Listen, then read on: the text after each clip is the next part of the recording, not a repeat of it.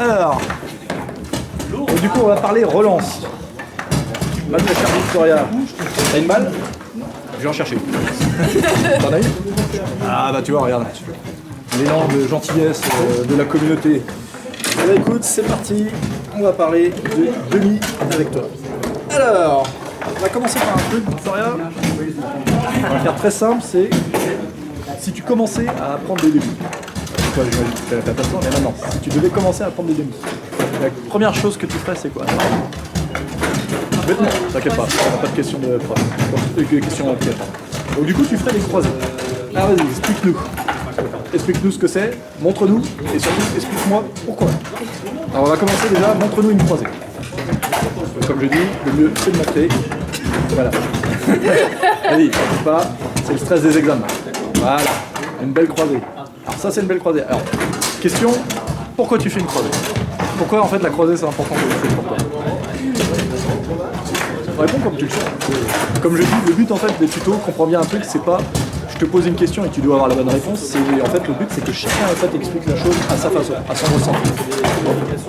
Franchement, il n'y a pas de mauvaise réponse, c'est justement par le contraire, même plutôt d'essayer de dire ce que j'aimerais entendre, essayer de dire plutôt toi ce que tu as envie de dire. Ça parlera plus aux gens. Je pense que c'est Attends, je vais le portable de toi. Parce que je sens que toi tu n'as pas la voix très forte. Allez, allez. Je pense que c'est un peu plus dur à accomplir. Oui. Et à stopper. Quand je me fais, c'est pas tout évident de le stopper. Donc je pense. Ah, et donc toi, c'est le passage que tu sens le mieux en fait à passer. T'as l'impression que c'est celui que tu passes le plus facilement. C'est le premier que j'ai appris aussi. Ah, il y a peut-être ça aussi, oui, effectivement. Et, alors moi, je suis un peu d'accord avec toi, effectivement. Je pense que la croisée, c'est le tir que tu fais souvent le plus en tournoi. Enfin, en match, souvent. Alors, juste un peu, parce que là, tu nous as montré une croisée bien simple. Comment tu fais tes croisées, toi? Vas-y, montre-nous ton jeu tornado, là. Voilà, des belles croisées. Bon, après, tu la récupères pas devant, mais on a compris le principe. Alors, pour ceux qui ne savent pas, parce que je sais qu'il y en a qui regardent sur les vidéos et qui disent ils nous donnent des conseils, ils n'y arrivent pas. Retrouvez-vous devant un public et une caméra et essayez de faire ce que vous faites en tournoi, vous allez voir, c'est pas la même pression. Et on rigolera aussi. Voilà. Alors, donc, du coup, la croisée. Alors, petite question, c'est si je me mets sur ta croisée. Tout simplement, on va faire très simple. Si je me mets sur ta croisée, qu'est-ce qu'on fait? Je tire tout droit. Ouais. La meilleure des choses, c'est de montrer. Ok. Alors, petite question. Est-ce que tu fais que ça ou est-ce qu'il y a d'autres passages à faire? Parce que du coup, je suis là, tu fais la croisée, je suis là, tu fais ma croisée. Non, si je fais ça. Merde, je savais pas faire celui-là. Vous voulez faire quoi? Je passe dans le... En brossée. La brossée le long du bois. Alors pour ceux qui ne savent pas ce que c'est, la brossée, c'est plutôt que de tirer la balle dans le coin, on l'a dit déjà dans plein de tutos, mais c'est pour ceux qui n'auraient pas vu les tutos d'avant, c'est de brosser la balle comme ça. Comme au ping-pong, comme dans plein de sports, la balle en fait on va lui donner un mouvement latéral pour la faire tourner. C'est ça qui donne cette impression. Attention, démonstration sans poignée, c'est quelque chose. Allez, c'est quelque chose. Hop, voilà. Vous voyez en fait la balle va prendre une trajectoire en fait en biais parce que je la caresse. Et c'est ça qui va faire en fait que je la récupère plus facilement parce que la balle est tourne. Donc du coup comme elle tourne, quand je vais la frotter comme ça et tourne comme ça, quand elle va arriver en tournant comme ça et que je suis là, forcément la balle elle va se caler toute seule. C'est ça qui vous donne l'impression souvent qu'il y a des gens qui passent très vite le bout du bois, comme ça, et qui la récupèrent très bien. Donc ça, c'est pour l'explication de la brossée. Alors, petite question, pourquoi tu veux faire une brossée quand moi je fais ça? Ah oui, mais très bien. Oui, moi ça me va très bien. Pour ceux qui ne savent pas, il y a des joueurs qui jouent carré, on va dire plus cérébral, et il y a d'autres joueurs qui jouent beaucoup à l'instant. Donc Victoria, pour ceux qui ne connaissent pas, qui joue beaucoup à l'instant, qui fait des choses démoniaques à cause de ça. Donc du coup, vas-y, je voudrais juste montre-moi en une si tu arrives à la faire correctement. Vas-y, écarter un peu plus, ça sera peut-être un peu plus facile. Voilà, l'idée c'est ça. Ouais, parce qu'en fait tu oses pas faire ton geste. En fait tu fais ça. C'est comme tu stresses un peu en fait. Quand tu fais ton geste, tu fais juste ça. Et en fait, essaye de bien, quand la balle est ici, quand tu envoies ta balle ici, essaye de bien revenir sur ta balle, tu vois, et de bien faire un mouvement. Essaye, même quitte à choquer un peu, c'est pas grave. Au contraire, en match, tu peux te permettre de choquer un peu. Ouais, mais tu vois, en fait, tu cherches trop à la frapper loin. cherche pas en fait à réduire ton geste comme ça et augmente en fait ton geste comme ça. C'est-à-dire que tu vois, regarde, en vrai, même sans frapper, tu vois, juste comme ça, je vais faire un truc ici à l'envers, je suis désolé parce que je joue à l'envers ici. Hop, si tu arrives juste à faire ça, tu vas voir que ta balle, elle va prendre l'angle tout seul avec la vitesse. Je te laisse essayer. Voilà, tu vois. Là, j'ai bougé mon autre jeu. Hein? Là, j'ai bougé sur Ouais, le mais tu vois, elle était bien réussie. Là, c'était bien. Et là, tu vois, tu recommences. En même temps, caresse-la sur le côté. Cherche pas en fait à l'envoyer trop. Tu vois, en fait, tant que tu vas l'envoyer trop, tu arriveras. Donc voilà, comme ça, c'est la brosse. Alors du coup, effectivement. Alors du coup, est-ce que tu t'en tiens à ça? Petite question, tu les fais dans quelle proportion? Est-ce que tu fais beaucoup de croisés, beaucoup de long de la bande? Est-ce que tu fais beaucoup de brossés? beaucoup de croisés. Bah, surtout des croisés. Quand je fais tout droit, c'est vraiment... C'est vraiment qu'il n'en veut plus du tout et c'est-à-dire que du coup même quelqu'un qui bougerait un peu comme ça, va tenter ta croisée. Oui, c'est juste pour que les gens y comprennent, t'inquiète pas.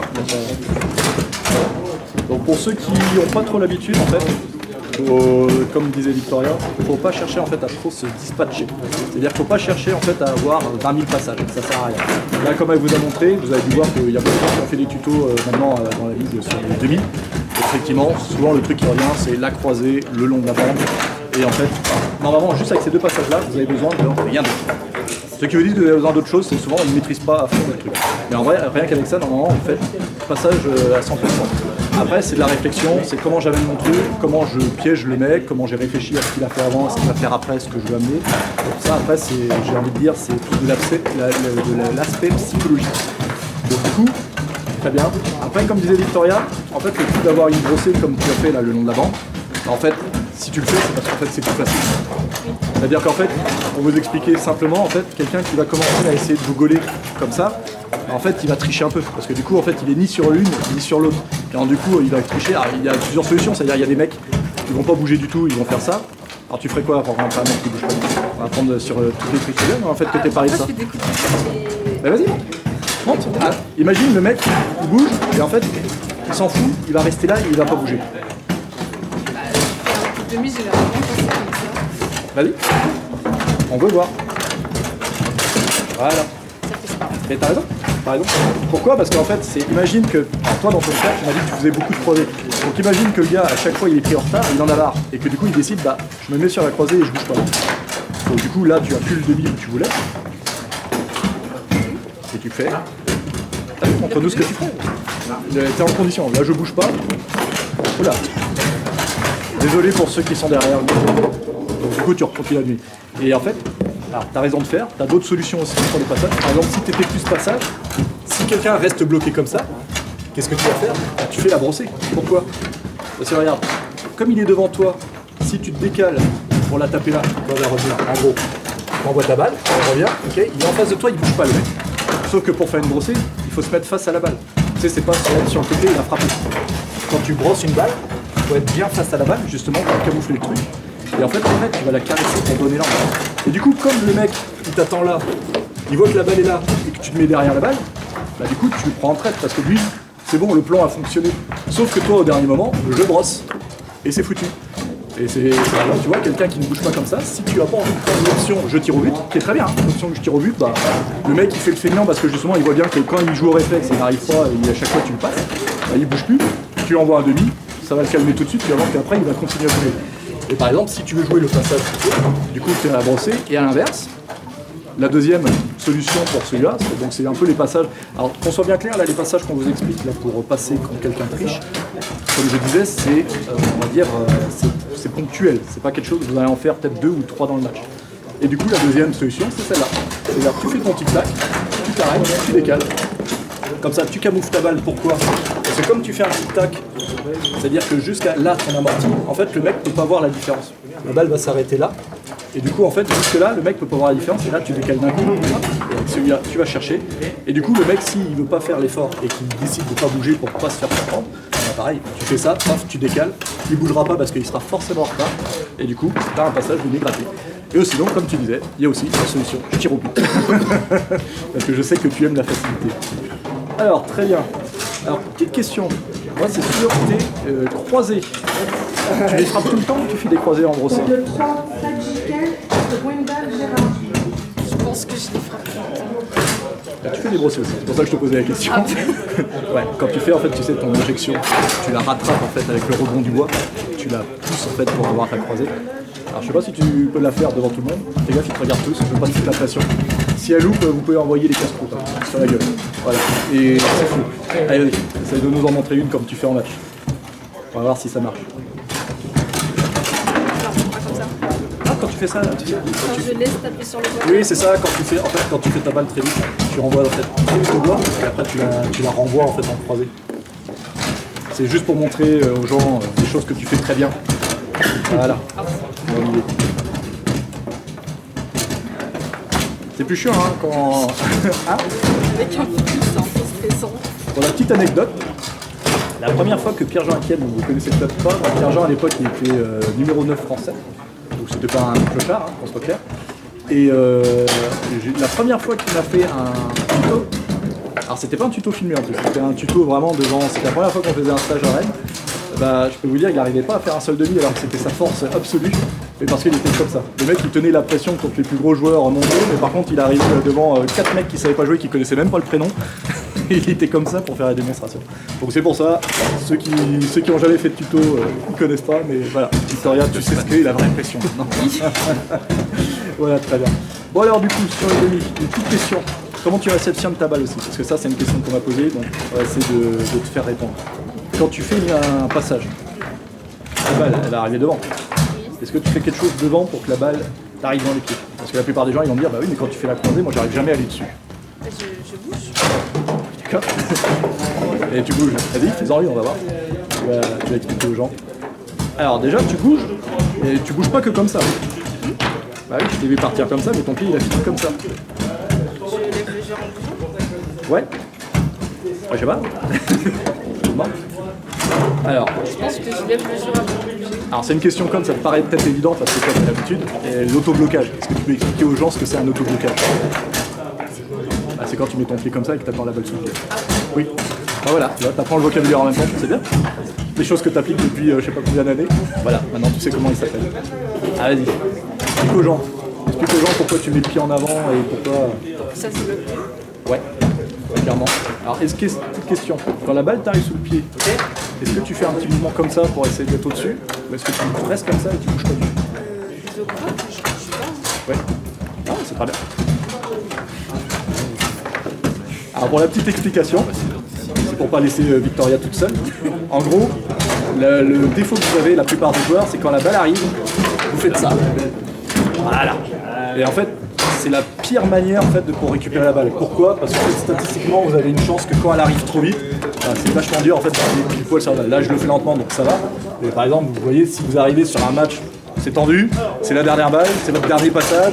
Qu'est-ce qui se passe? Le bras il est un peu trop tendu et la balle, elle part trop vite, elle part pas trop droite. Et vous, vous êtes déjà en train d'essayer de faire ça. C'est le meilleur moyen de la louper. Et en vrai, même sans aller à une balle où il y a trop de pression, vous la loupez comme ça. Si vous faites comme Victoria, c'est-à-dire ça, il y a deux choses. Je vais vous expliquer deux choses parce que Victoria, je pense qu'elle sait pour l'autoblocage, c'est-à-dire vous mettez votre joueur comme ça, vous envoyez, on récupère après. Et vous avez vu que quand la balle arrive, en fait, c'est ce qui vous permet de faire en fait, des passages très rapides. C'est j'envoie la balle et après je vais récupérer une fois qu'elle a touché. Mais vous voyez que quand elle a touché mon joueur, à aucun moment on ne bouge le joueur. Et petit truc, contractez bien le poignet parce que c'est un réflexe. C'est pas un truc que vous contrôlez, mais comme le truc du marteau sur le genou, quand la balle cogne votre joueur, voilà, vous le voyez pas, mais vous avez toujours en fait une petite contraction dans le poignet qui fait que ça se barre quand vous commencez. Donc ça, c'est super important. Au début, on contracte le poignet pour pas se faire avoir, et après vous avez plus besoin. Et le but, c'est vraiment ça. C'est la balle arrive, je la laisse, et là, je la récupère. Voilà. Donc ça, c'est le passage, je dirais, qu'il faut. Alors après, il y a un deuxième truc, c'est la façon de tirer. Alors, je vais demander à Victoria, parce que peut-être que tu sais, ça m'arrangerait que ça soit toi qui l'explique. Est-ce qu'il y a une façon de tirer plus appropriée qu'une autre pour mieux récupérer ses balles devant? Être contre le bois. Le bois. De quoi? Non, je parle dans la façon de tirer là. C'est-à-dire, est-ce que tu as une façon de tirer en fait, qui va te permettre en fait, de mieux la capter devant et une façon de tirer, à chaque fois que tu l'as fait, tu vas la perdre. Là, je t'ai mis très conscient de ça. Et après, c'est peut-être pas un truc que tu connais, c'est peut-être pas un truc évident, c'est pour ça qu'on... Quand la balle elle est beaucoup trop bas, je la rate parfois parce que ça fait trop... Trop d'angle? Ah, et quand tu la frappes. Ok. C'est mieux quand je la fais. Oui. Ah ouais, mais après, alors pour la petite explication, en fait, ce qui te fait ça, en fait, c'est que souvent, toi, quand tu joues, en fait, souvent, tu as tendance, en fait, un peu à brosser. Donc forcément, en fait, si tu brosses et que ta balle est sur le côté, en fait, quand tu vas commencer à brosser comme ça, tu vois, en fait, tu vas taper sur le côté comme ça, et ça va donner beaucoup trop d'angle. Ça, c'est pour tout le monde, parce que je vois tout le monde faire l'erreur. En fait, la bonne façon de tirer, quoi qu'il arrive, c'est que ce soit une croisée ou une droite, il faut que le joueur soit derrière. C'est-à-dire que si vous êtes encore sur l'arête, sur la pointe, qui fait la démarcation, le devant et le côté, c'est pas bon. En fait, une balle, elle doit être toujours devant. Pourquoi? Parce que si vous frappez, ça va croiser correctement. Et surtout, après, si vous vous mettez sur des gestes un peu plus techniques et qui vous apporteront beaucoup plus que là, de brosser, bah là, vous pouvez brosser. Alors que si jamais la balle est comme ça sur la pointe, là, dès que vous brossez, en fait, vous allez envoyer la balle sur le côté. C'est pour ça que souvent, en fait, quand vous faites des brossés, quand vous commencez à essayer de faire des brossés, moi je vois beaucoup ça. C'est-à-dire les gens, je les fais tester, je leur fais travailler un peu les brossés. Ils arrivent et quand ils font le brosser, voilà.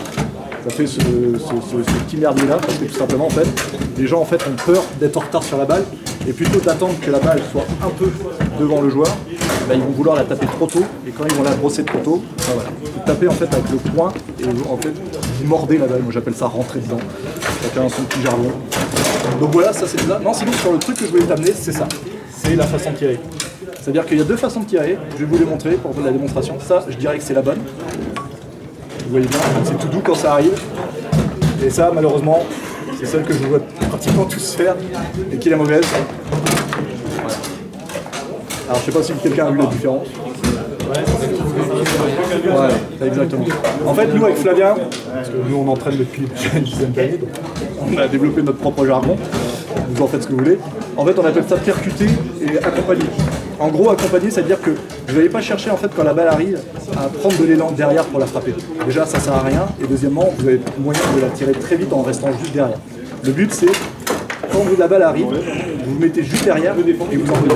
Et vous allez voir que quand vous faites ça, vous allez avoir beaucoup moins de mal à récupérer vos balles devant. Même avec votre technique du machin. Oui.